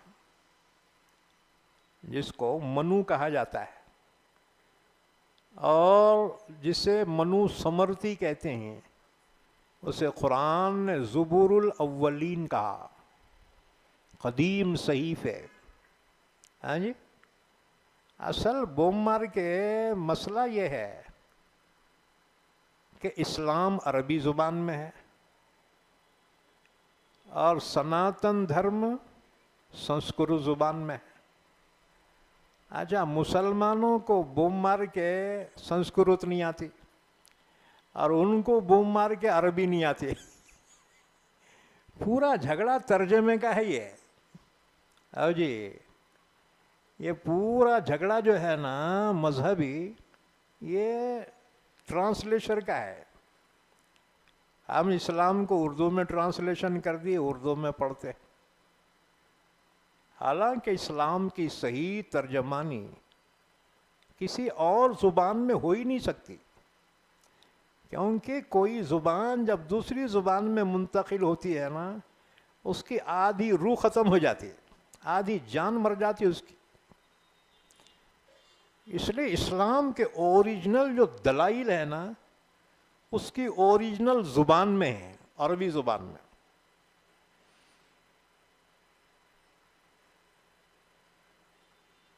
اِنَّا أَنزَلْنَاهُ قُرْآنًا عَرَبِيًّا لَعَلَّكُمْ تَعْقِلُونَ.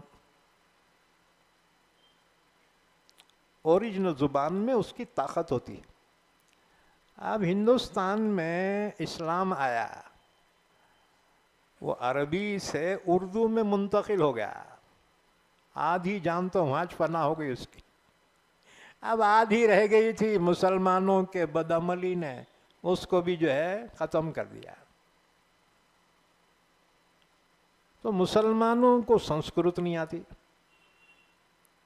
حالانکہ سناتن دھرم سنسکرت میں. اچھا ہندوؤں کو عربی نہیں آتی، ہندوؤں کو کیا بم مار کے مسلمانوں کو عربی نہیں آتی. ہاں جی. اور مسلمان عربی جاننا بھی نہیں چاہتے، پڑھنا بھی نہیں چاہتے. مسلمان تو وہی زبان جاننا چاہتے ہیں جس سے اس کا پیٹ بھر جاتا ہے. ہاں جی. پیٹ بھرنے کی زبان مسلمان سیکھتے. انگلش، مراٹھی، نوکریاں لگتے نا، ٹھیک ہے رے بھائی پیٹ بھی بھر. ذرا اپنے مذہب کے تعلیم بھی تو حاصل کرنا ضروری ہے. کم سے کم مذہب کا اتنا علم ہونا چاہیے کہ اس پر ہونے والے اعتراض کے جواب دے سکو. اپنے مذہب کو حق ثابت کرنے کے اتنا تو علم ہونا نا جی. ہاں جی. ٹھیک ہے تم دوسرے مذہب کے بارے میں نہیں جانتے، نکو جانو. کم سے کم جس مذہب کے ماننے والے ہو اس کا تو اتنا علم ہونا چاہیے کہ تم جو ہے اس کا ڈیفینس کر سکو، اس کا دفاع کر سکو. اتنا تو جاننا ضروری ہے نا. اب تم بولیں گے مول صاحب اتنی فرصت کہاں ہے پڑھنے کی. خیر کوئی نہیں، کوئی بات نہیں.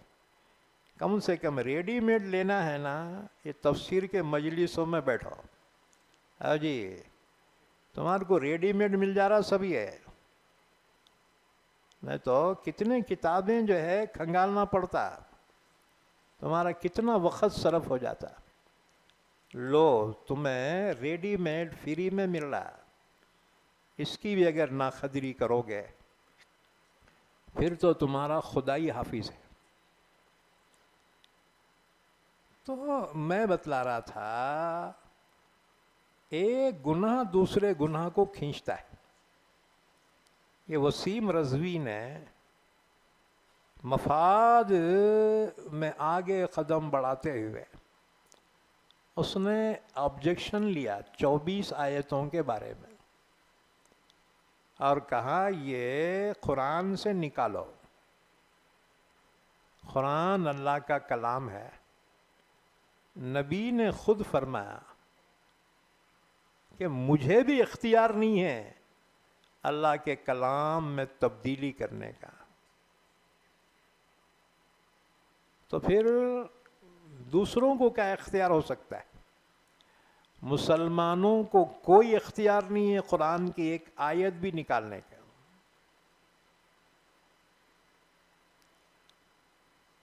بہرحال نتیجہ کیا ہوا؟ آگے بڑھتا رہا یہاں تک کہ اس نے اسلام ہی چھوڑ دیا اور کفر کو اختیار کیا. اچھا تعجب کی بات یہ ہے کہ اس پہ کفر کا فتویٰ ہم نے نہیں لگایا، اہل سنت والجماعت نے نہیں لگایا، بلکہ اس کے اپنے فرقے اہل تشیع یعنی شیعہ فرقے سے ہے وہ. تو شیعہ تمام علماء نے اس پہ کفر کا فتویٰ لگایا. ہاں جی. انہی کا سر ہے، انہی کی جوتی. بہرحال ابا واستکبرا وکان من الکافرین. شیطان کا انجام یہی ہوتا ہے، انکار کرتا ہے پھر تکبر کرتا ہے اور انجام کافروں میں سے ہو جاتا ہے. اس لیے مسلمانوں، اسلام کے بارے میں تمہیں جو بھی کنفیوژن ہو جائے، اور حکومت فوراً اہل علم سے اس کے بارے میں کلیئر ہو جاؤ. فَاسْأَلُوا أَهْلَ الذِّكْرِ إِن كُنتُمْ لَا تَعْلَمُونَ. اگر تم نہیں جانتے نا، اہل علم سے پوچھو. تم بولیں گے ترجمہ غلط کر رہے ہیں مول صاحب، اہل ذکر ہے نا. فَاسْأَلُوا أَهْلَ الذِّكْرِ. یاد رکھو، یہ ذکر کیا ہے؟ یہ ذکر قرآن ہے. اِنَّا نَحْنُ نَزَّلْنَا الذِّكْرَ وَإِنَّا لَهُ لَحَافِظُونَ. ہم نے ذکر کو نازل کیا، یعنی قرآن، ہم خود اس کے محافظ. تو ذکر کے معنی ایک تو ہیں یاد کے، سبحان اللہ، الحمدللہ، اللہ اللہ، یہ بھی ذکر ہے. دوسرے معنی ہیں نصیحت کے. قرآن کو ذکر کہا کہ یہ سرتاپا نصیحت ہے بطور مبالغے کے. تو فَاسْأَلُوا أَهْلَ الذِّكْرِ، اس سے معلوم ہوا جو قرآن کے ماہرین ہیں وہ حدیث کے بھی ماہر ہوتے ہیں، فقہ کے بھی ماہر ہوتے ہیں. قرآن متن ہے، حدیث اس کی شرح ہے، اور حدیث کی شرح ہے فقہ مسائل. ہاں جی، تو اصل اصول تو قرآن ہے. اور ہمارا معاملہ یہ ہے، اصل قرآن کو چھوڑ دیے، باقی سب کتابوں کی اہمیت ہے.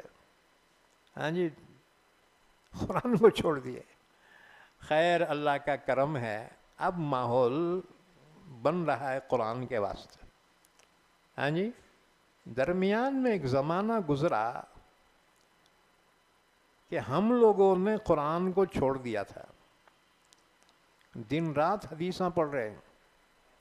ہاں جی، قرآن کو چھوڑ دیا تھا. لیکن کچھ دیوانے تھے، ایک زمانے تک قرآن سے وابستہ رہے. ہاں جی، تو لوگوں نے یہ سمجھا یہ قرآن کی تفسیر کرنا انہی دیوانوں کا کام ہے. کون تھے دیوانے؟ جماعت اسلامی. ایک زمانے تک قرآن پاک کی خدمت کرتے رہے، اللہ ان کو جزائے خیر دے. ہاں جی، ہم چھوڑ دیے تھے. عالموں نے تفسیر کا مشغلہ ہی ختم کر دیا تھا، اور مدارس میں بھی پورے 8 سال کے کورس میں تفسیر کی 2 کتابیں پڑھائی جاتی ہیں، صرف 2. ایک جلالین، تفسیر جلالین، اور دوسرے تفسیر بیضاوی. تفسیر جلالین اصل میں تحقیق ہے، وہ شارٹ کٹ میں ہے وہ. ہاں جی، تفسیر شارٹ کٹ کو نہیں بولتے. ہاں جی، اس میں تو بہت ڈیپ میں جانا پڑتا. اور رہ گئی بیضاوی، اس میں تو تحقیقات اتنی ہیں، اصل تفسیر کہاں ہے وہ پتہ ہی نہیں چلتی. اب اس کو بڑے سے بڑے مدرسے میں کتنے پڑھاتے ہیں؟ 100 پارہ، نصابی 100 پارہ. آپ بتاؤ، ہم نے جب تفسیر سے ایسی بے اعتنائی کی، لیکن وہ دیوانے تھے، انہوں بیٹھ کے بولتے آؤ بھائی تفسیر کریں گے، آؤ بھائی ترجمہ پڑھیں گے. خیر، قوم کے کام کوئی بھی ادنا نہیں ہوتا. ہاں جی،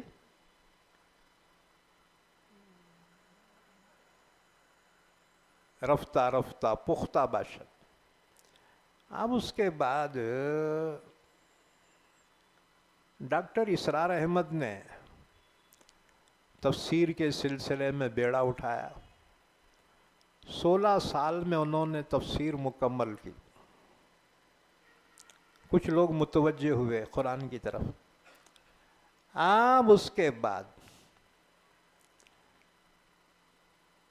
ہم جاگے، ہاں جی، ہمارے علماء جاگے.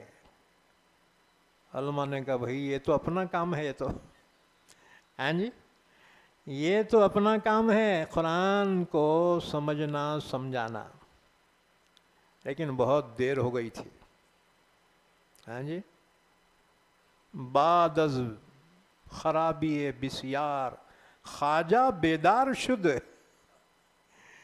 سب ختم ہونے کے بعد سردار کو نیند سے اب بیداری آئی. اس نے کہا یار یہ تو اپنا کام تھا. بہرحال ہم نے جب شروع کیا یہ کام لندن سے واپسی کے بعد، تو مخالفت غیروں نے نہیں کی، اپنوں نے کی. ارے کیا جی نیا شروع کر دی، انہوں بھی وہ جماعت کے دکھ رہے. ارے قرآن کسی جماعت کا تھوڑی ہے کمبختو. بہرحال شدید مخالفت ہوئی، لیکن اللہ تعالیٰ کی نظر عنایت رہی. الحمدللہ آج تفسیر کا ذوق پیدا ہوا. ہاں جی، اب ہر عالم یہ چاہ رہا میں بھی تفسیر کر سکتا ہوں. ہاں رے بھائی تو بھی کر. ہاں جی، ہم تو عوام سے کہتے ہیں یہ عالموں کو کام دھندے سے لگاؤ، ان کو بڑے پانی پڑھ کے دو، بچے کو تعویذ ہی دو، یہ اگو کاموں میں لگائے. اب انہوں بھی سوچے کم تنخواہ ہے کیا کرنا، یہ سائیڈ بزنس بہت اچھا ہے، چل لا 100 روپے لا، کون سا تعویذ دوں بول. ہاں جی، ہمارے پارٹی میں تو عالمہ تعویذہ دینے والے کم ہیں. اور ایک پارٹی ہمارے بھائیاں گرین جھنڈی، انہوں تو چھریانے کے بسم اللہ اللہ اکبر، 21,000 کی 51,000 کی. اب کیا کریں گے بیچارے. او جی اتنے دور سے آتے، ان کے بال بچے ہیں، ان کو کرایہ لگتا. اب تمہاری چھوٹی تنخواہ میں انہوں گزاریں گے کیا. انہوں بھی جو ہے چھریاں لے کے بیٹھے، بسم اللہ اللہ اکبر. بہرحال شروع میں بڑی مخالفت ہوئی کہ یہ نیا کام کر رہے. ہاں جی، دوسرے بہت کام ہیں. بعض لوگ بولے ہمارا کام نہیں ہوتا. ہاں، میں بولا ٹھیک ہے بھائی، جتنا علم ہے اتنا کام تمہارا ہے. ہاں جی، تم اتنے میں رہو، یہ تمہارا کام نہیں ہوتا. لیکن ہمار کو لکشمن ریکھا نہ کو لگاؤ. جی، لکشمن ریکھا ہمارے واسطے نہیں ہے، تمہارے واسطے. اور رام جو ہے نا، انہوں سیتا کی حفاظت کے واسطے لکیر مارے تھے اور سمجھایا تھا سیتا اس کے باہر نہ کو نکل. یہ راون جو ہے بھکاری کا بھیس لے کے آیا، خیرات مانگا، انہیں اندر سے دینا چاہا. انہیں بولا نکو، میں اندر نہیں آ سکتا، تم ہی باہر آ کے دو. اب وہ بیچاری بھولی بھالی انہیں باہر آ کے دیتی، اٹھا کے لے گیا، کڈنیپ کرا. او جی، تو بعد میں جو ہے رام واپس آئے، دیکھا سیتا نہیں ہے. بھائی کو پوچھے، لکشمن کو، چھوٹا بھائی تھا، ارے بھاوج کہاں ہے رے تیری. انہیں بولا بھائی نہیں معلوم میرے کو، کہاں چلے گئے کیا ہے نہیں معلوم. اب تعجب ہے، لوگ ان کی پرستش کرتے، ان کو خود پتہ نہیں اپنے اہلیہ محترمہ کہاں چلے گئے. ہاں جی، بہرحال ہمارے کو دوسرے کے گھر میں جھانکنے کی ضرورت نہیں. ہاں جی، اپنا گھر درست کر لو، اپنے پاس بھی کچھ کرامتاں کم نہیں ہے. بہرحال اپنا کچرا اپنے جو ہے جھاڑ کے ایک طرف لگانا، دوسروں کا کچرا کہیں کو پیچھے پڑنا. بہرحال تو انہیں بولا بھائی میں ڈھونڈتا ہوں، تم بھی ڈھونڈو. دونوں ڈھونڈنے کے واسطے نکلے. تو انہیں بہت ہوشیار تھی سیتا، انہیں بولے اب انہیں کڈنیپ تو کر رہا، اب گھر والوں کو کیسا معلوم ہونا؟ انہوں اتار کے اپنا زیور جو ہے نا رستے میں پھینک دیے، سیتا اپنا زیور رستے میں پھینک دی۔ رام کے ہاتھ کو لگ گیا۔ رام نے لکشمن سے پوچھا یہ تیری بھاوج کا ہے نا یہ زیور؟ اس نے کہا بھیا میرے کو نہیں معلوم۔ رام نے بولا اتنے دن ساتھ میں رہے ونواس میں، تیرے کو اتنا نہیں معلوم؟ لکشمن نے کہا بھیا میں نے آج تک اپنی نظر اپنے بھاوج کے قدم تک رکھی ہے، میری نظر کبھی اوپر نہیں اٹھی کہ گلے کا زیور مجھے پہچانا جائے۔ اللہ اکبر! اخلاق تو ہر جگہ ہیں، اخلاق تسلیم کر لے۔ ہاں جی، مذہب کی بحث الگ چیز ہے، اخلاق بہرحال ہر مذہب اخلاق کا حکم دیتا ہے۔ اب لوگ ہمارے کو بھی وہ لکشمن ریکھا لگا دیے، مول صاحب تم یہ اس کے آگے نہیں بڑھنا۔ ہاں جی، یہ 6 باتوں کی لکیر ہے، آگے نہیں بڑھنا مول صاحب۔ میں بولتا ارے بھائی یہ تمہارے واسطے ہے، ہمارے واسطے نہیں ہے۔ جی، یہ لکیراں تمہارے واسطے ہے، کیونکہ محدود علم والے کہیں اسلام کی غلط تشریح نہ کر بیٹھے، اس لیے بزرگان دین نے اس کو محدود کر دیا۔ عوام الناس 6 بات کے اندر ہی بات کرے، یہ شرط عالموں کے واسطے نہیں ہے۔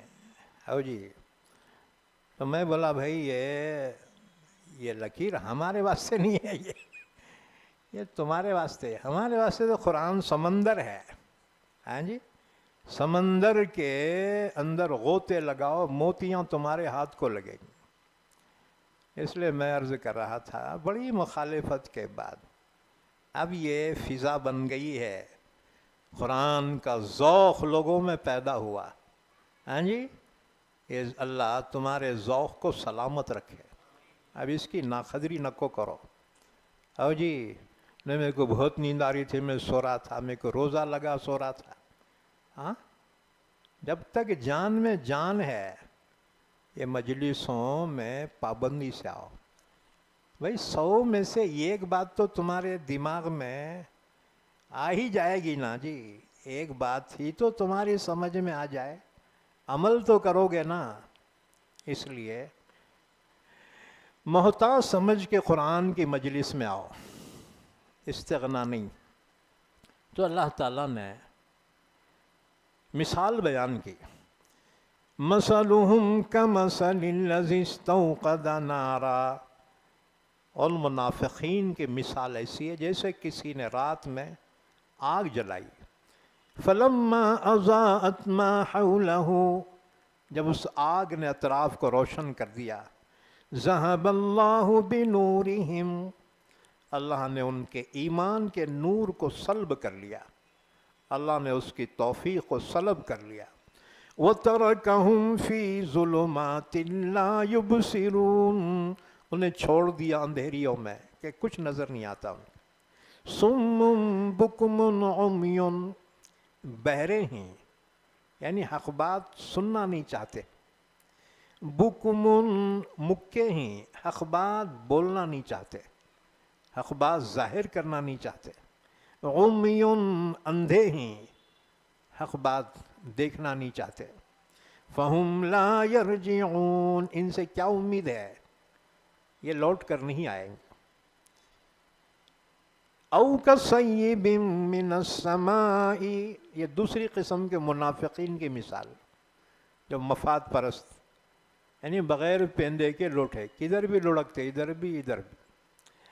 ان کی مثال بیان کی جیسے کوئی شخص رات میں سفر کر رہا ہے اور بارش فل ہو رہی ہے، او کصیب من السماء، یا ان کی مثال ایسی ہے جیسے بارش آسمان سے ہو رہی، فیہ ظلمات، اس میں اندھیریاں ہیں.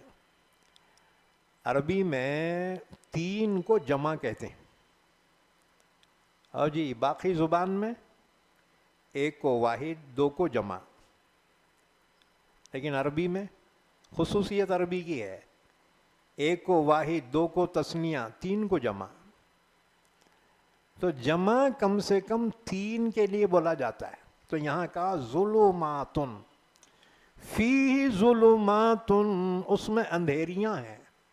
یعنی کم سے کم 3 تو ہونا نا جی.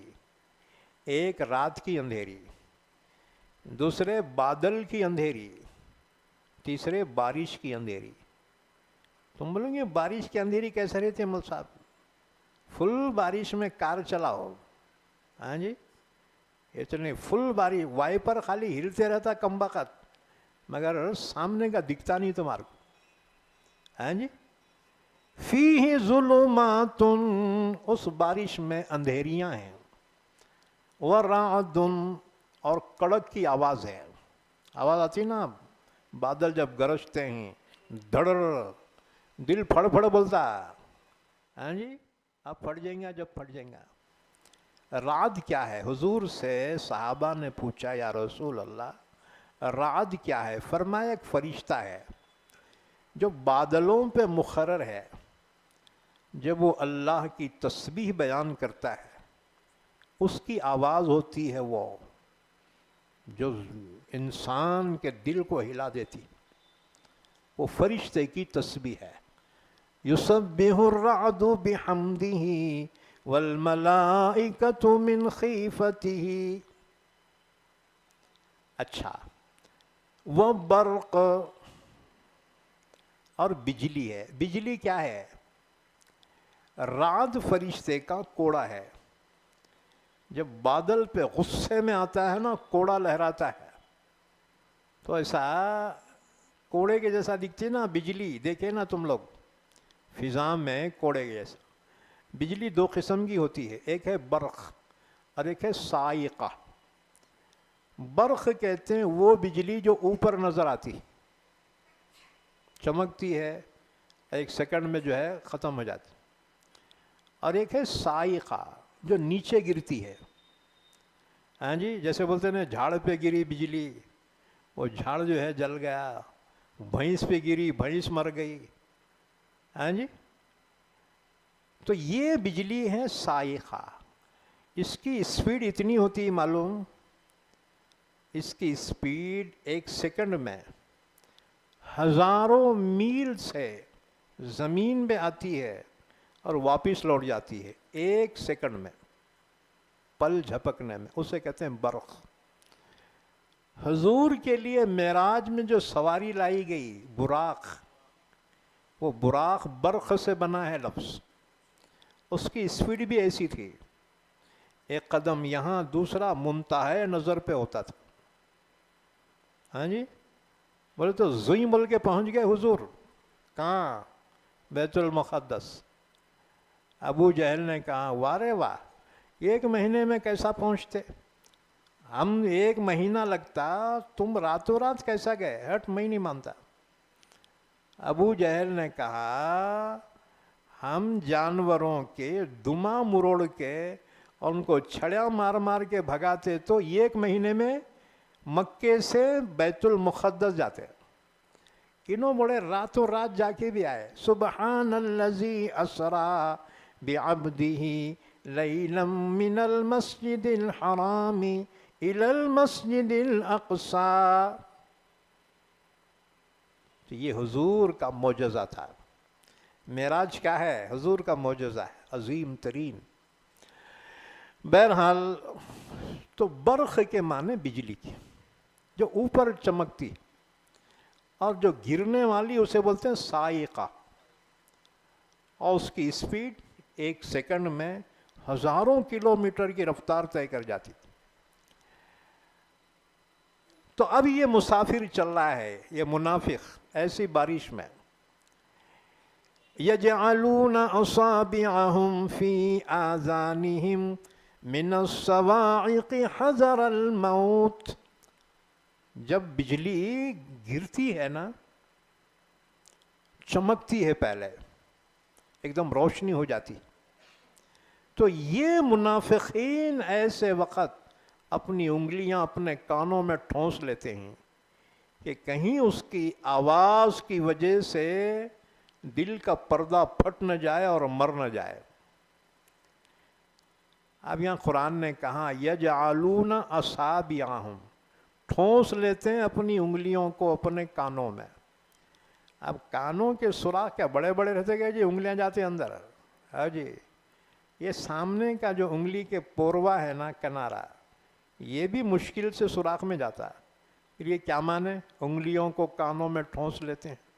مطلب یہ ہے کہ گھبراہٹ اتنی شدید ہے ان پر، اگر بس چلتا نا پوری انگلیاں کانوں میں ٹھوس لیتے، اندر ہی گھسیٹ دیتے. اتنا خوف ان پہ طاری. اصل میں جب وہ آیتیں نازل ہوتی ہیں اللہ کے عذاب شدید کی تو منافقین خوف زدہ ہو جاتے.